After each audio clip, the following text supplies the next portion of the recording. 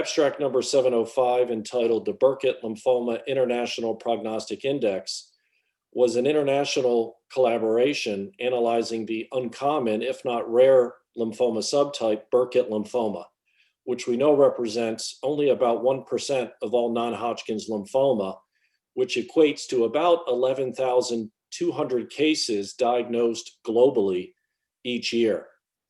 We had published earlier this year in Blood a retrospective cohort across 30 US cancer centers of 641 newly diagnosed Burkitt lymphoma patients.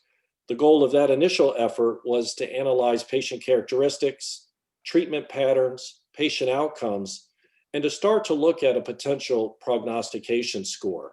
We had identified several prognostic factors, but of course, really to take this to the next level, that had to be validated. And that was the purpose of this abstract, was to take the initial derivation cohort, flesh it out a little more, and then validate it across an international cohort. It's important to realize that historically, there had been historical definitions of low risk Burkitt lymphoma and high risk. There had really just been those two partitions. Low risk had sometimes meant a single tumor, completely resected, stage 1, 2, normal LDH, non-bulky tumor, good performance status, etc.